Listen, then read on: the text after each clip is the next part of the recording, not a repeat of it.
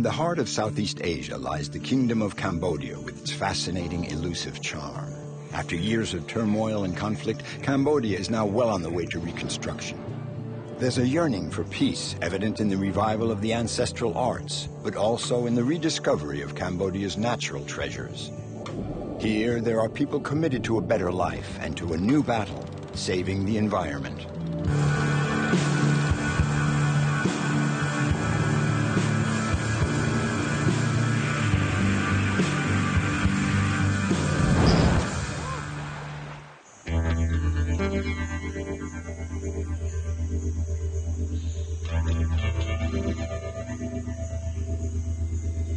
Tonle Sap, a miracle of nature, is the lifeblood of Cambodia. More than just a lake, it is the elusive domain of water. With its floods and droughts, it sets the rhythm of life for 3 million Cambodians.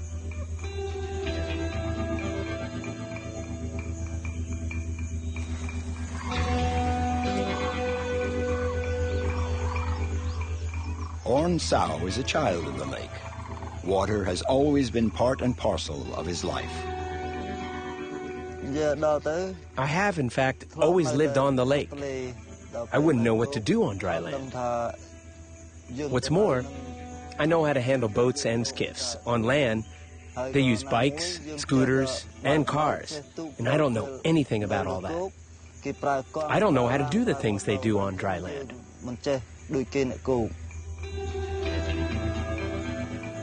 Orn lives on the western part of the lake, in the village of Prektoal, which literally means end of the shores.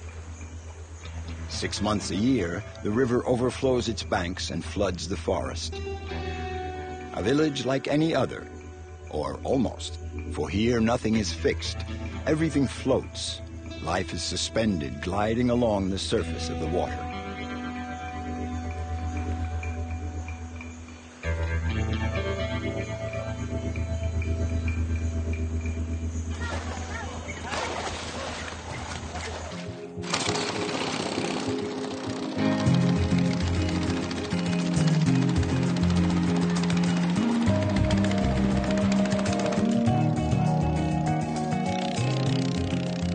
Life on a lake means adapting.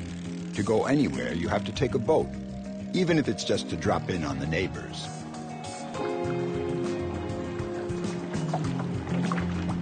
From a very young age, the lake dwellers have to know how to handle a wide variety of craft, even more so since there are no traffic regulations on Tonle Sap.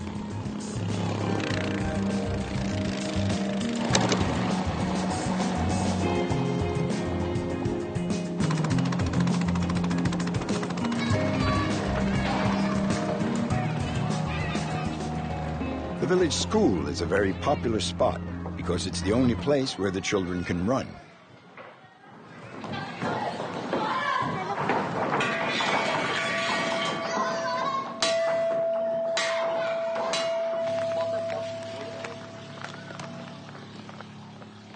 Orn is getting ready to leave for 10 days. He's a ranger in the Prektoal Bird Sanctuary.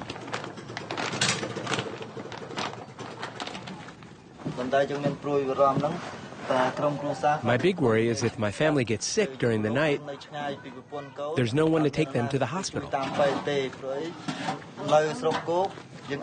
On dry land, you can always walk, but here, you have to know how to handle a boat. You wearing Daddy's hat? Come on, a little kiss? Today, Daddy's going away to work in the forest. I'm off. Don't worry.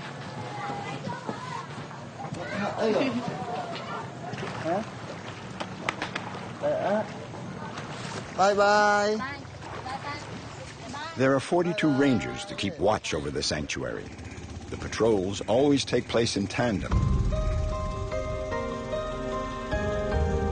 For Orn, the profession of forest ranger runs in the family. He's teamed up with his brother, Rota, for their patrols into the flooded forest of Prektoal.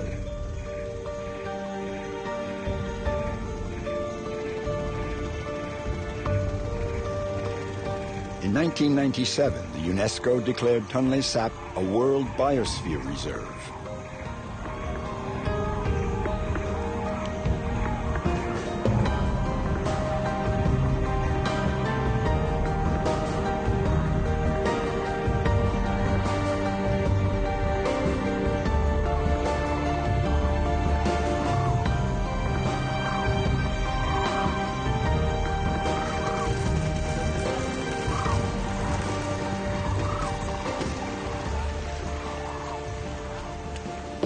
Good morning, sir.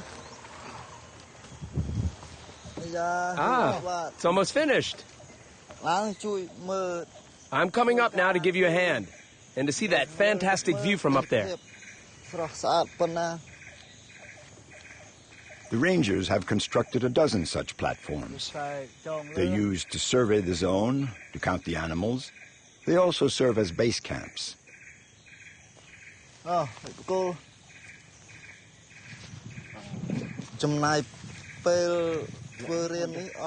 Building a platform like this takes 2 days with 5 or 6 people. But if there are only 2 or 3 of us, you have to figure 6 and 7 days. First, we have to study the type of tree. Then, we have to figure out the best angle for the platform, so we have an unobstructed view. That makes it easier to count the animals. Now, there has to be a clear view, and the tree has to be the tallest one around.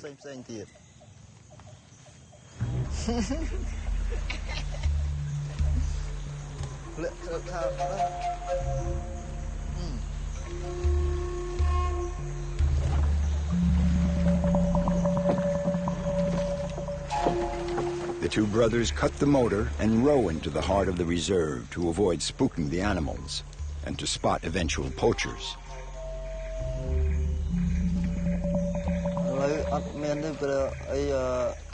Thanks to our efforts, poaching has been reduced about 90%. We make our rounds. We're stricter. We take shifts to keep watch over this place night and day.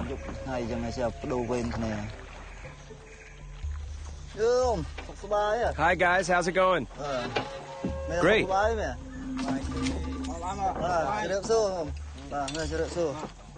So, what's the report today? Have you seen anybody bothering our animals? No, nobody. Just some local fishermen. We gave them a friendly talking to. It's time for the new crew to take over until the next change in shifts. It's so hot. You take notes and I'll observe. Move forward. Check the Pharaoh yellow first. Wait, I'm focusing.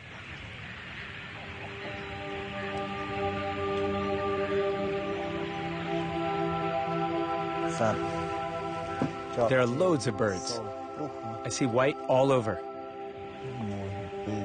23, 24, 25 females. 11, 12, 13 nests. The fish-filled waters of Tonle Sap make it a paradise for migrating birds that flock here in the mating season. But the excessive poaching of nestlings and eggs has disrupted the ecosystem. Out of 100 species listed, 11 are in danger of extinction. Before, my father and I used to poach animals for a change of diet, because we ate nothing but fish, and to bring in a little money. When we were poaching, we'd take everything. We would empty all the trees. There'd be nothing left, not a single species of bird. Then later, there were groups from the Ministry of the Environment and NGOs that came to inform people about endangered animals, to explain and educate us about the reproduction of species, because there were some birds on the brink of extinction.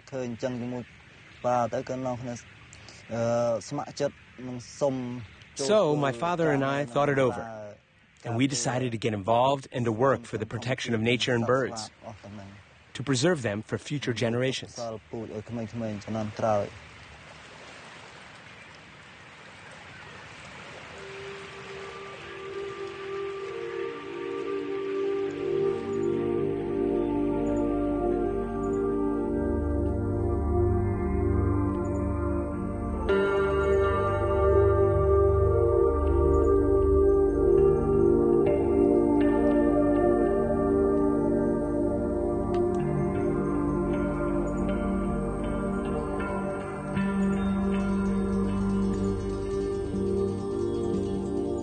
lake is a source of life for the birds, but for the people as well.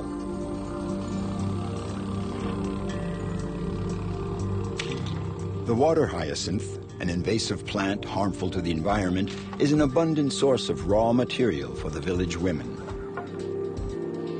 They've formed a cooperative and export their craft work all over the world.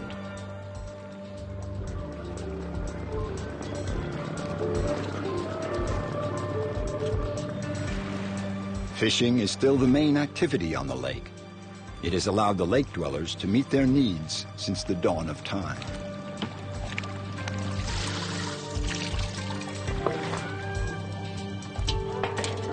Ten days later, Orn has finished his shift and is now back in the village.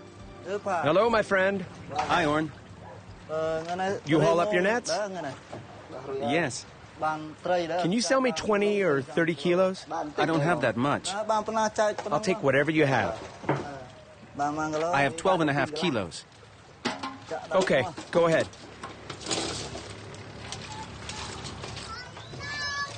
Orn needs a lot of fish. He has many mouths to feed.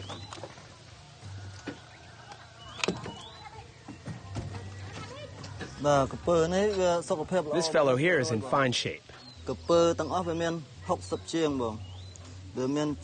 We have about 60 crocodiles in all here. And there are 4 categories: the 1-year-olds, 2-year-olds, 3-year-olds, and the over 10s.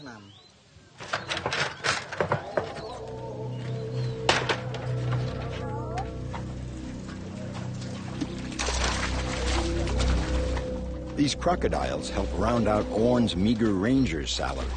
They're sold for their meat and for their skin as well. Orn started his crocodile farm about 10 years ago.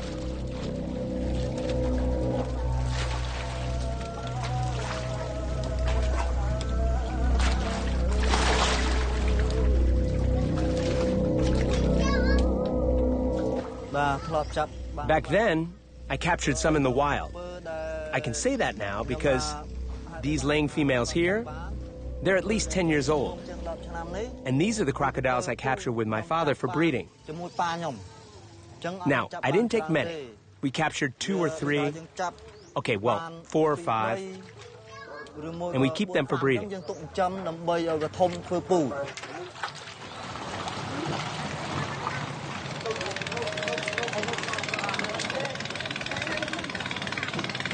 Go on. Pull the rope that way. Pull, pull. Everybody.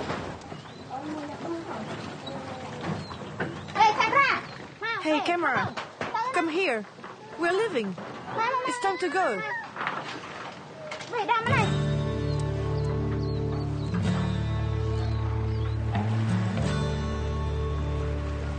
Twice a year, they make the big move.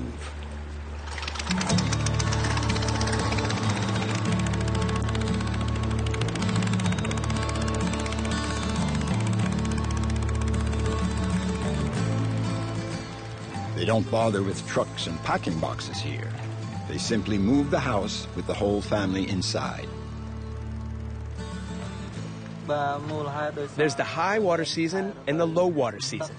Now, when the water level rises, we move back towards the forest. When the water recedes, the level is low, and that can destabilize the house, make it rock on the bottom, you see? So we head for deeper water so the house doesn't get grounded.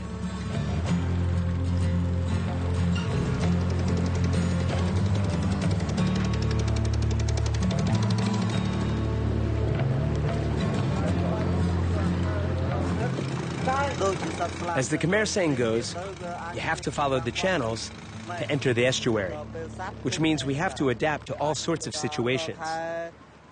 The birds do the same thing. In the high water season, they leave the lake. Then, when the water level drops, they come back to the same spot. This former poacher has radically changed the direction of his life. Protecting nature is his way of refusing to yield to fate. About 100 kilometers away, young Aman Nem also decided to challenge destiny.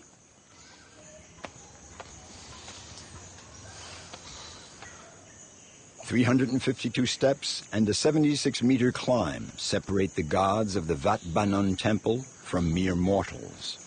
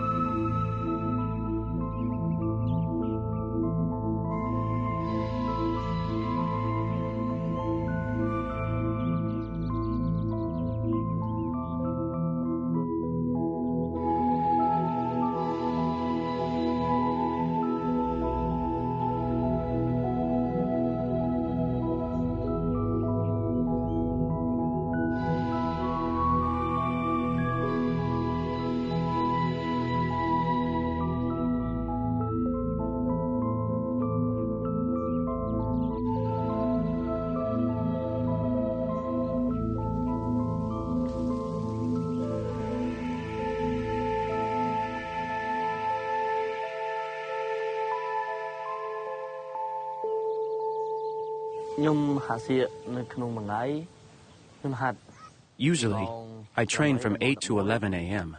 and from 2 to 5 in the afternoon, Monday through Friday.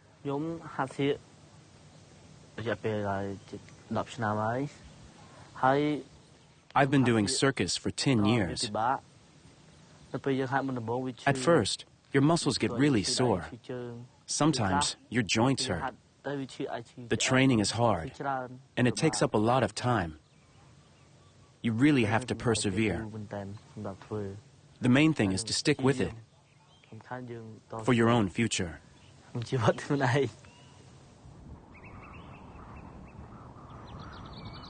Aman is 19.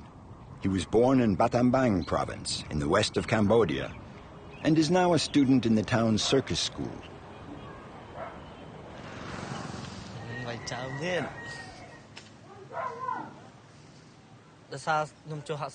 First off, I do circus because the Far Circus School is right near my house. Before, my family was in a bad way. We were poor. My brother was training then, so I would go watch him, and I saw that the school would give out cookies. So whenever cookie day came around, I would go train too. Aman goes home after each training session. His brother, Sopa, is also a circus performer. While attending the Far School, he was spotted by the National Circus School in Quebec. I'm beat. I've been at it all day.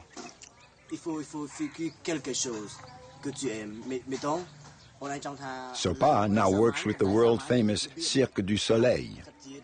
Between tours, he shares his experience with his younger brother. Here's the family photo. My parents have 12 children, and 7 of them are in the circus.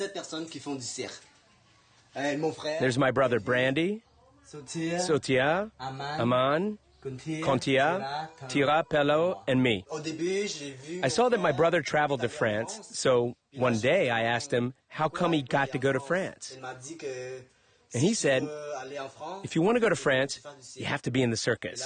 I tried it, and I liked it, and yeah. I feel like I have a lot of support because I have a brother in Canada, another who is a professional in the Siem Reap circus, and my big brother who's a good circus teacher. So I'm surrounded by family who can guide me in my choices. I would be very proud to be as good as them.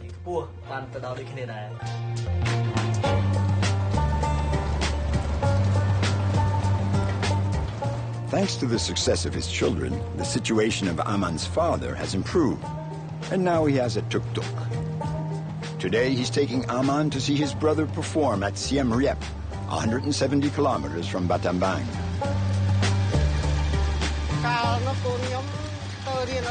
When my children started going to the FAR school, I thought they were just going to learn how to read and write, that they would be doing a normal program. I didn't know they'd be doing circus arts. And afterwards, I watched their training every day because I was afraid they'd get hurt. I'm very happy to see my children doing so well.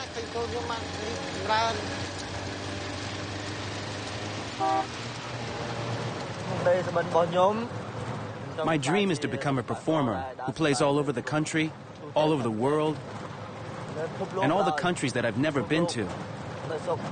That's my dream. I want to see, to hear, to experience how beautiful it is and how difficult it can be. Where my limits are. That's it. I want to experience everything.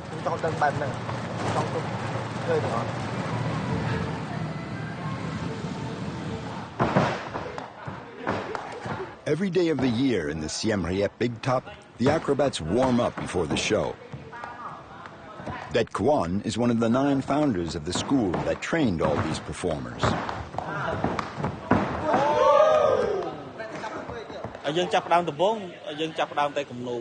At the beginning, we only taught drawing at the school. Then in 1996, we started a music department. And then in 1998, we started the circus school.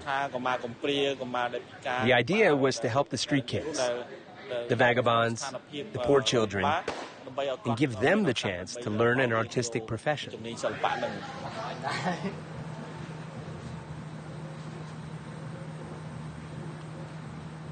Aman has gone backstage to see his brother. You need help? No, you'll mess me up.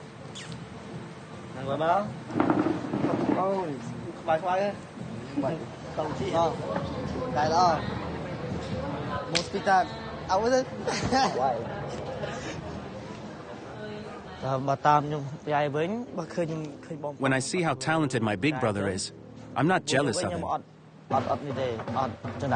On the other hand, when I see the others, I want to do better than them. But when it's my brother trying out something new, I want to do just as well. But it's not in a spirit of competition.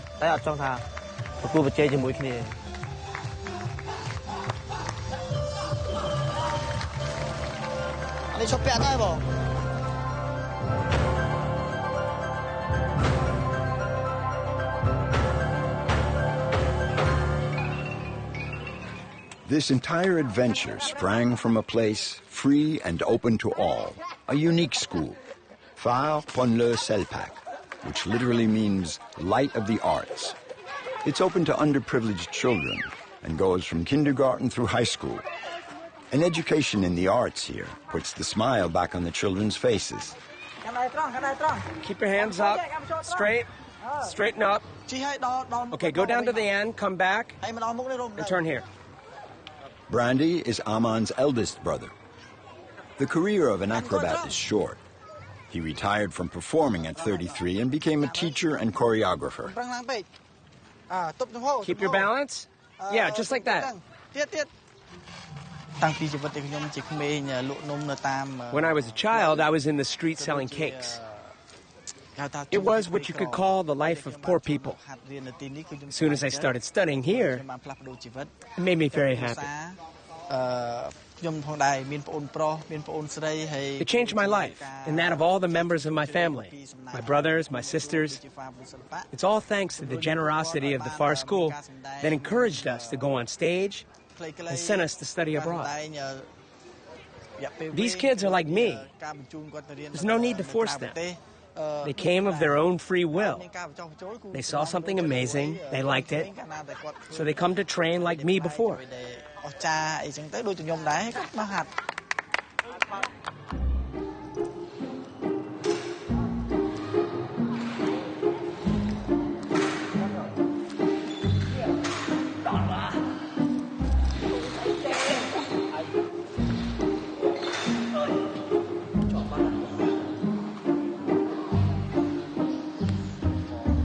Learning the profession means sweat, sacrifice, and injuries. On stage, there's no harness, no nets. These athletes are entering a high-risk profession.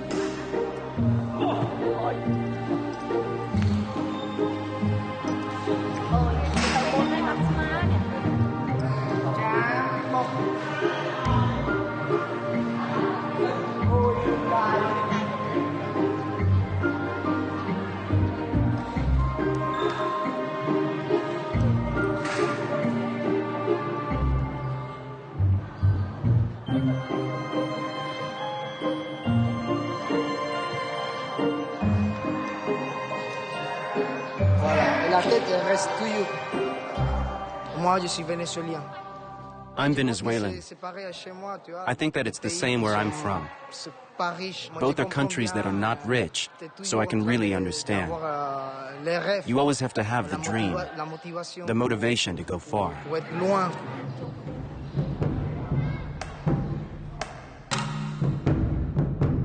Circus in Cambodia dates back to the 6th century AD. It was not merely an affair of street performers. It was ranked among the noble arts and entered into the spiritual world of pagodas and temples.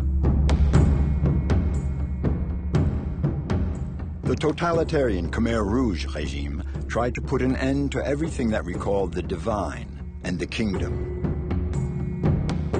Very few dancers capable of teaching the age-old gestures of the apsaras survived. Here at the Far School, they are reviving these arts that nearly disappeared. The memory of the circus is also engraved in the Holy of Holies, in the temples of the ancient kingdom of Angkor.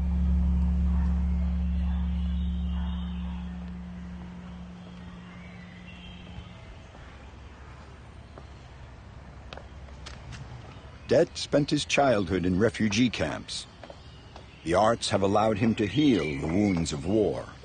For 23 years now, he has devoted himself to the revival of his country's ancestral arts.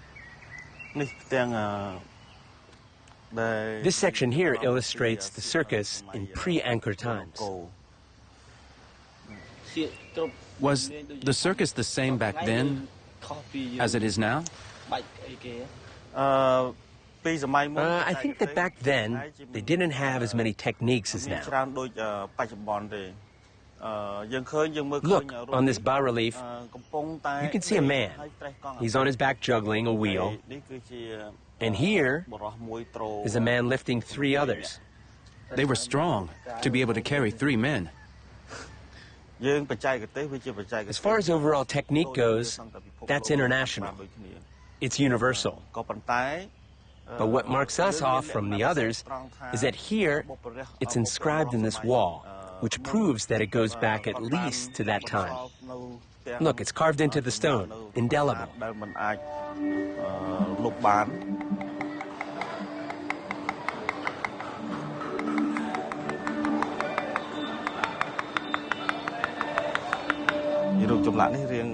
This bas-relief is kind of damaged, but even so, you can see the detail of the sword swallower. It's going down his throat. His throat has to be perfectly straight for it to pass. Otherwise, there's an accident.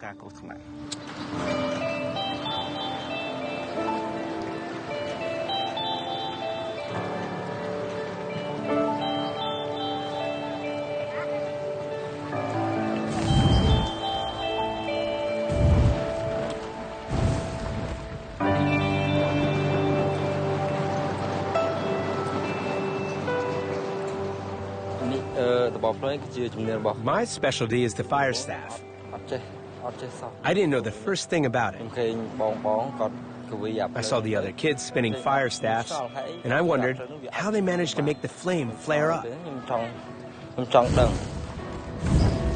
Shonda is in the same class as Aman. To become a circus performer, one has to strive for perfection, to surpass oneself, and then to surpass the others.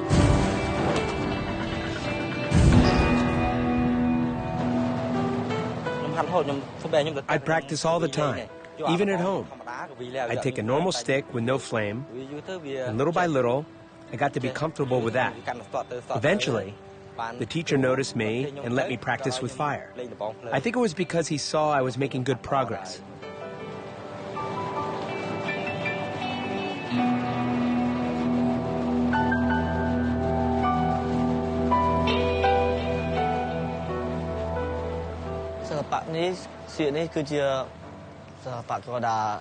The circus is an art that dates back to ancient times.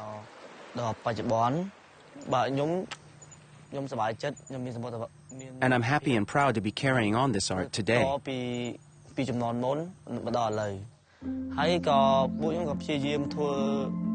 We work to improve so that it continues to evolve, so that people here and abroad realize that it is a beautiful art form.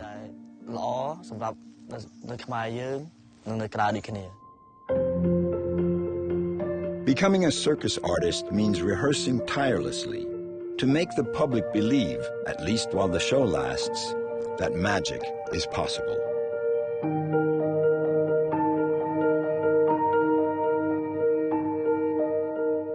With their bodies as their only instrument, they prove to us that dreams can become reality.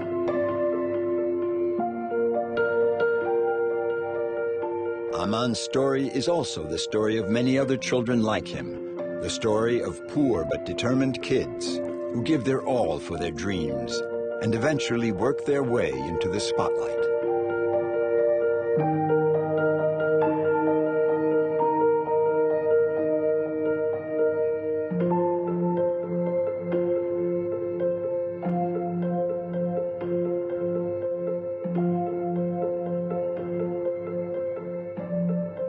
Present-day Cambodia is resolutely turned towards hope and the future. To travel to the ends of the earth, to pursue one's dreams wherever they may lead. The idyllic shores of Cambodia are the unexpected scene of an extraordinary adventure.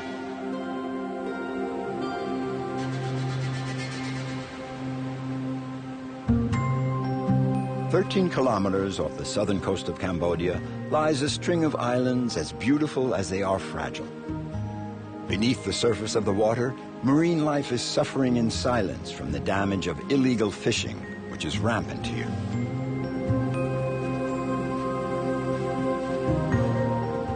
"12 years ago, Paul Ferber began a new life. He left England and landed on these tropical islands in the Gulf of Thailand.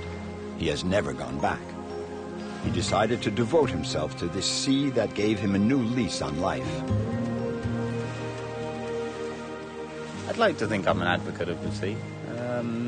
When you see something that's wrong, you have to try and do something. You have to try and do something to make it right. So the aim being here is to protect all of the ocean, to bring it back, to make it what it once was, which you're probably looking at a couple of hundred years before that happens. It'll never happen in my lifetime, but if I can actually just bring it back to a point where it's a healthy, functioning ecosystem, and it will do the rest itself.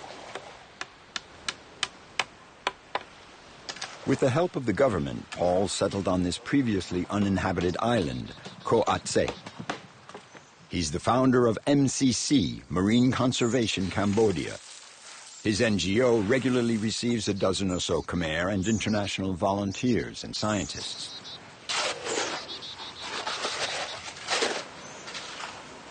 In order to protect the marine life, they designed a system of reinforced concrete towers. Everyone lends a hand for the work, even Paul's son, B. B, you know why we do this? Yeah? To make the house for the fish to live in. Maybe, if we're really lucky, we can grow some oysters on them too. Huh? The oysters will clean the water. Yeah? We put some seagrass. The seagrass is very good. Yeah, the seagrass around them, yeah? Okay.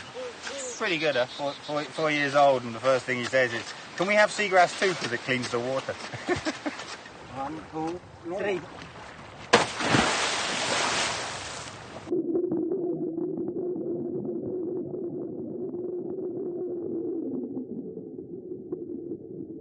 The very, very first initial idea was anti-trawling. Trawling is such a horrific and destructive way of fishing. It's like cutting down all of your fruit trees, you know, just to get one harvest. So the idea was to create something big enough, heavy enough, and stable enough to stop trawling boats. They can almost be like little miniature natural aquaculture units.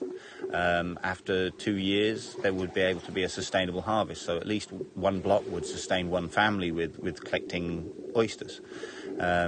Mussels, we can grow them in there. You know, it's not just about making the ocean beautiful again. It's about making sure that all of the people out there have something again.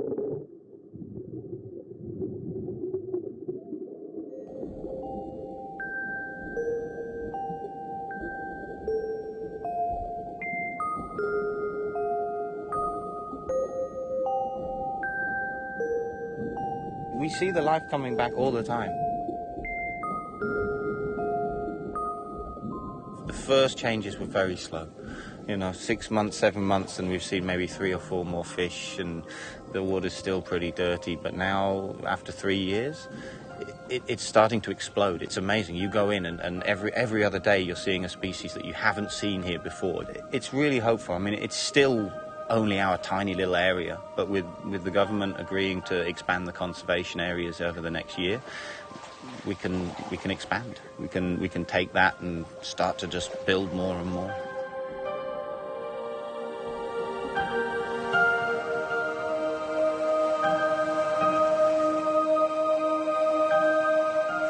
Life on the island unfolds to the rhythm of nature and the activities of the community.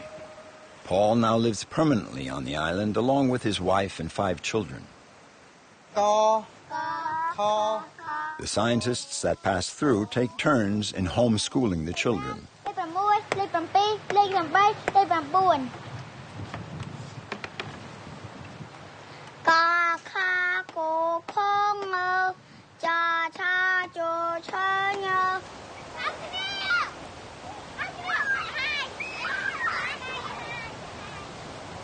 Delphine Duplain came here from Quebec 2 years ago. She's in charge of mapping the project. Here is the island of Kosei.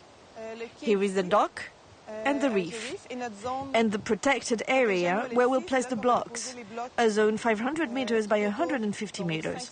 There will be a block placed every 50 meters. These underwater towers will be like sentinels all around the island. You can't see them as you would see them on the land, but the fishing boats will realize right away if they try to sail in here. It's like an invisible shield.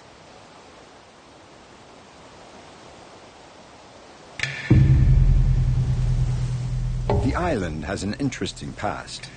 Now it's in the front line fighting for the environment, but it also bears the scars of yesterday's wars. For the island is situated in a strategically important spot near the Vietnamese border. They began to build bunkers here during the Second World War. This continued under the Khmer Rouge, who were at war with their neighbors.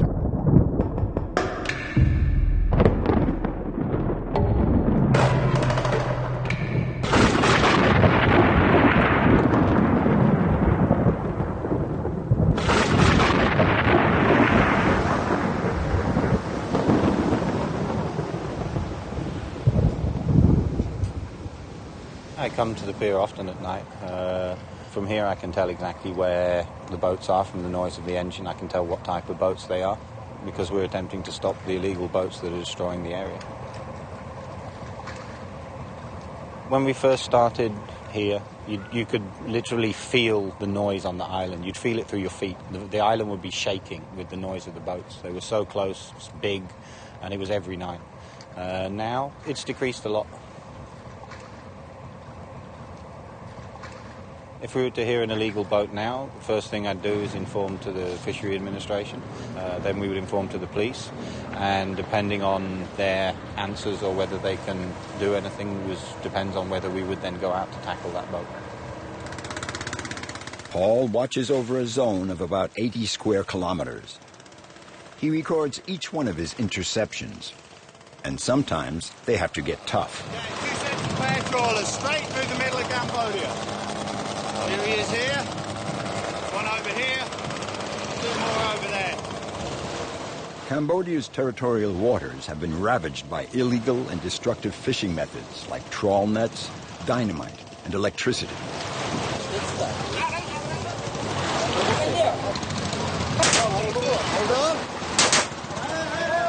That night, there were so many illegal boats that Paul and his crew received armed assistance from the authorities. It's one way to keep the outlaws at bay.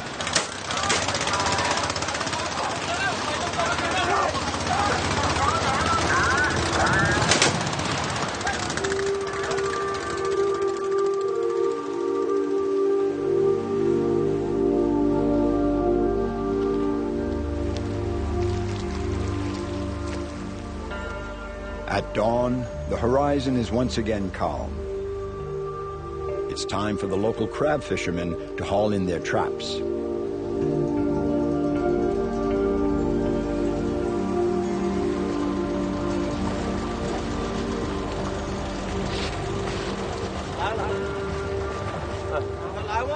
Paul keeps himself informed through regular contact with all the local fishermen.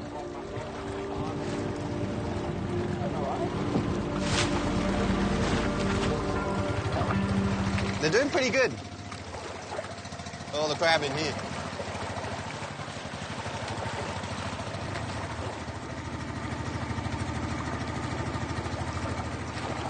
We're on a long tail, small scale fishing using what they call lopkadam.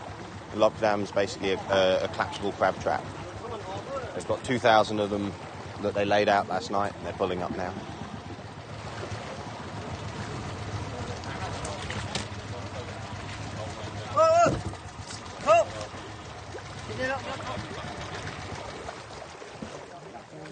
Something cut the line. There was one or two damaged traps. But every time they lay their traps, they don't know whether when they come back to pick them up, those traps will still be there. When the trawling boat comes through, most of the time they just don't care about the small-scale fishermen. So there'll be a line of traps underwater. As their net comes through, it catches those traps. When they pull up their net, they could be 3 or 4 kilometers away and they've dragged all of that fishing gear to there. It's got damaged along the way, and then once they do pull it up, they'll just have some ropes and some traps and they'll just cut that. They don't want it, they don't care about it, they cut it and throw it back in. We really want to support these guys because this type of fishing gear is very, very sustainable.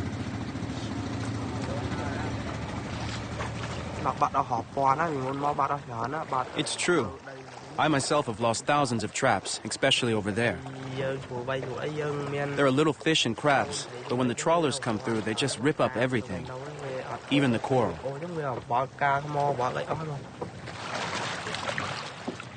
Paul himself refuses to fish, so when he gets the chance, he buys seafood from the locals to support the type of fishing he believes in.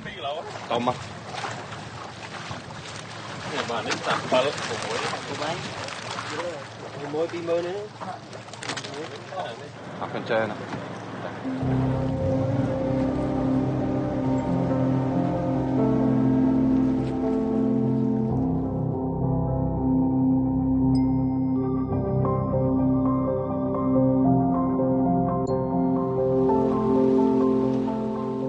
Paul has had 1,001 lives. He attended police school. He has worked as a mason. He was a stonecutter, florist, tree doctor, first aid worker. When he became a diving instructor, he saw how urgent it was to save the sea. He was a trailblazer in creating Cambodia's first marine sanctuary.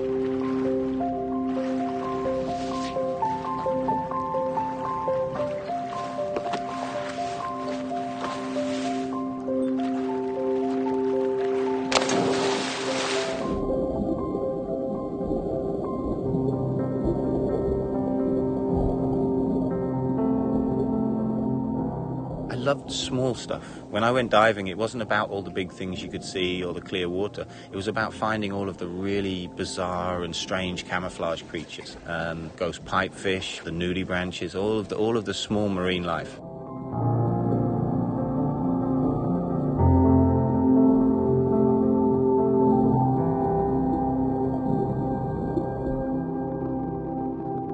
A creature right out of a page of mythology has riveted Paul's attention.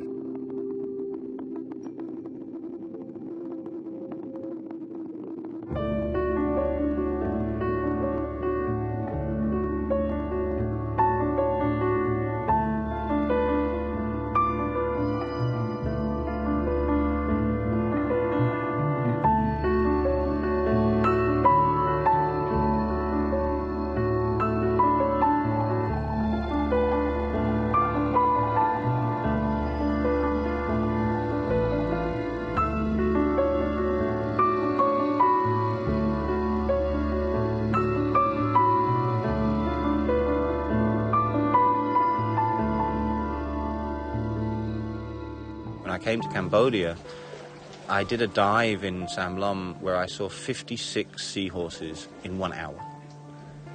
4 different species, and from juveniles to big, beautiful, colourful adults. It blew my mind. I had never seen anything like it. And I started to video them, photograph them. I used to go out every day. That was all I did. I just every time I went out, just go to see the seahorses.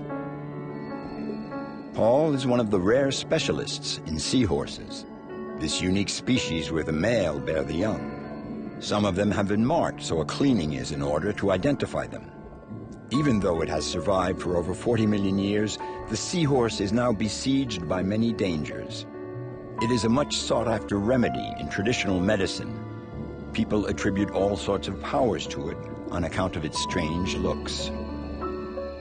And then, for whatever reasons, the trawling fleets from Synopsis, and including a few Vietnamese boats which came specifically for the seahorses, just started to trawl all of those areas.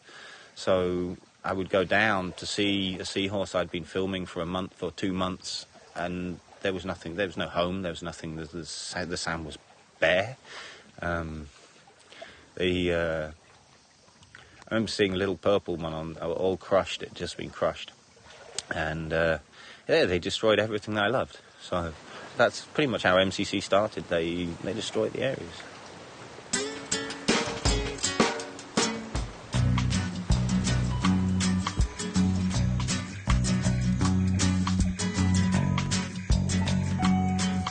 Paul is a model of courage and determination. He has made radical life choices straight from his heart and mind. How many you got, B? You got enough? Jasmine! He's 40 years old. He's not rich, but he is free. Oh! Most important, he's protecting what he holds most dear, his family and the nature that surrounds him. Oh, let's go see your mama.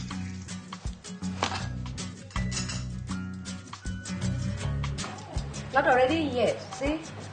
2 or 3 days and can eat, okay? My feeling for my children, I see that there's so many things that are wrong with the world.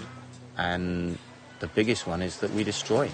We destroy it every day. And kids are taught in schools and in just through the TV and magazines to aspire to so many things that really are just not that important. The latest fashions and who's got the best trainers and, you know, fantasy stories about things that just are completely unreal. I want them to grow up with an appreciation of the earth and a connection to it, and a connection to nature that allows them to be change makers, you know. I hope that I instill in them enough of the importance that unless some people stand up and start to do something to change, then nothing will change. The world will become darker in their lifetime than it ever has in mine.